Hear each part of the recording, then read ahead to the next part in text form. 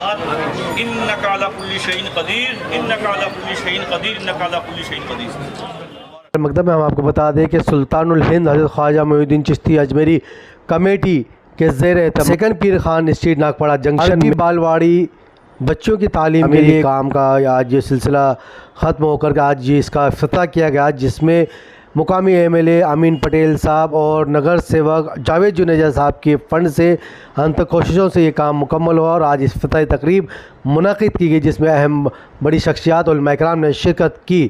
اس موقع پر عربی مدرسے میں اسلامی تعلیم حاصل کرنے والی بچوں نے اپنے پروگرام بھی پیش کیے۔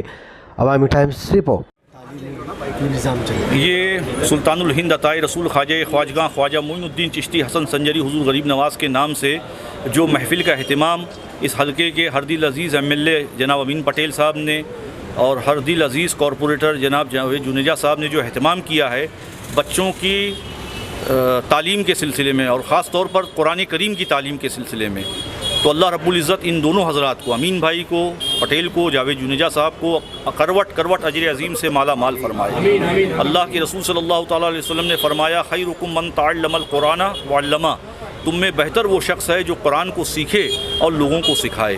تو الحمدللہ رب العالمین امین بھائی نے، جاوید جنیجا صاحب نے جو اس محفل کا اہتمام کیا ہے اور حضور غریب نواز سے اس کے نام سے اس محفل کو منسوب کیا ہے، اللہ کروٹ ان کو اجر عطا فرمائے اور ان کے رزق میں، علم میں، عمل میں برکتیں عطا فرمائے۔ اس کا قیام کیا اور کئی سینکڑوں بچے بچیاں، ہماری بہنیں، ہمارے بھائی یہاں سے قرآن مجید کا درس حاصل کر کے آج اپنی زندگی میں اور لوگوں کو قرآن مجید کی تعلیم دے رہے ہیں۔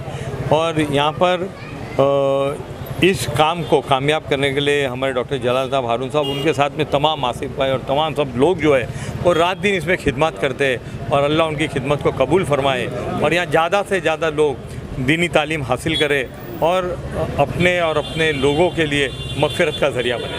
شروع کیا گیا ہے جی کیسے سب کیا تعلیم اور وغیرہ جو ہے یہاں پہ آغاز ہوا، کیا تعلیم؟ دیکھیے، تعلیم تو عربی اپنا مدرسہ ہے الحمدللہ، قرآن مجید کی حدیث شریف کی آپ نے دیکھا ہوگا بچوں نے کتنے بہترین انداز میں جو بچوں نے پڑھا ہے، وہ بچوں نے جو بچے ہیں یہ پڑھتے ہیں، یہ اپنے آپ میں عمل کرتے ہیں، اور الحمدللہ بچپن سے ہی جب دینی معلومات ان کو ملے گی اور یہی بچے جب بڑے ہوں گے تو انشاءاللہ یہ اپنا معاشرے کے اندر اس کو اپنا پھیلائیں گے، اور الحمدللہ جو اللہ تعالیٰ نے جو ہمیں مسلمان بنایا اور جو ہمارا دین ہے وہ دین انشاءاللہ پھیلے گا۔ اس کی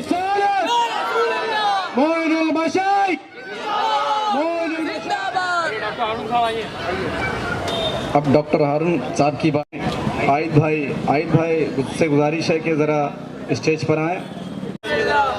ریحان بھائی صاحب کی بارگاہ میں اسحاق بھائی کو یہ عریضہ پیش کرتا ہوں کہ اسحاق بھائی تشریف لائیں اور میں جو محسن قوم و ملت قطب المشائخ عرض کرتا ہے کہ میرے مخدوم پاک فرماتے ہیں جس کو یہ معلوم ہو کہ اس کی عمر کے آخری ایام چل رہے ہیں تو اس کو کیا کرنا چاہیے؟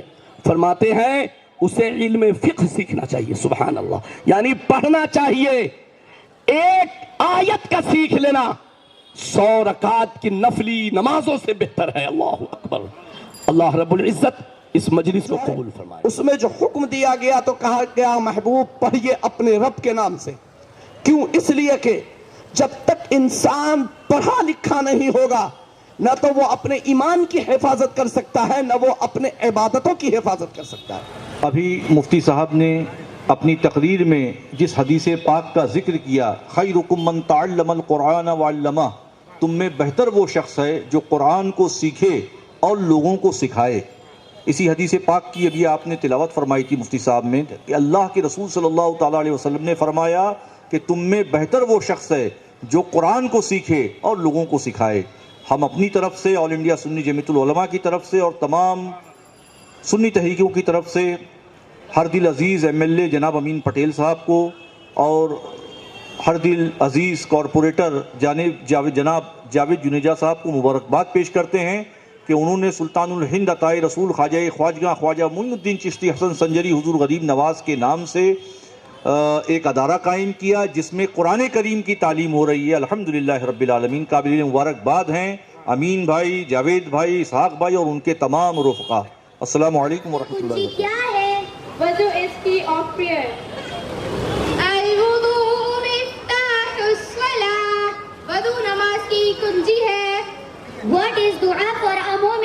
دعا مومن کے لیے کیا ہے؟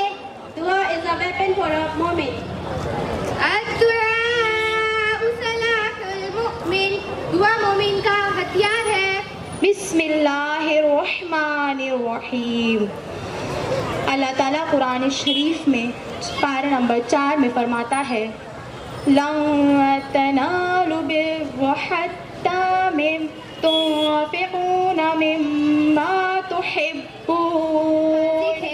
تشریح نمبر 3. جس کی غیبت کی اگر اس کو اس کی خبر ہو گئی تو معافی مانگنا ضروری ہے، اور اگر خبر نہ ہوئی تو توبہ اور ندامت کافی ہے. تشریح نمبر 4. جو شخص سب کے سامنے برا کام کرتا ہے اور اس کو اس کی کوئی پرواہ نہیں ہے کہ لوگ اسے کیا کہیں گے، اس کی اس بری حرکت کا بیان کرنا غیبت نہیں. تشریح نمبر 5. اوپر ذکر کی گئی حدیثوں سے پتہ چلا کہ اللہ تعالیٰ غیبت اور چغلی کرنے والوں سے ناراض ہوتا ہے اور اپنا غضب فرماتا ہے، لہذا ہمیں چاہیے اس برائی سے ہم دور رہیں. أعوذ بالله من الشيطان الرجيم. بسم الله الرحمن الرحيم. السلام علیکم ورحمۃ اللہ وبرکاتہ. ماشاء اللہ. مبارک امین بھائی، مبارک امین بھائی. بھائی جی واہ واہ واہ واہ واہ ماشاء اللہ. من تعلم القرآن وعلمہ. یا اللہ تو ہمارے معاشرے سے جہالت کو ختم فرما دے، گمراہی کو ختم فرما دے، بے دینی کو ختم فرما دے، عریانیت کو ختم فرما دے. یا اللہ تو ہمارے معاشرے کو نشے کی لعنت سے پاک فرما دے.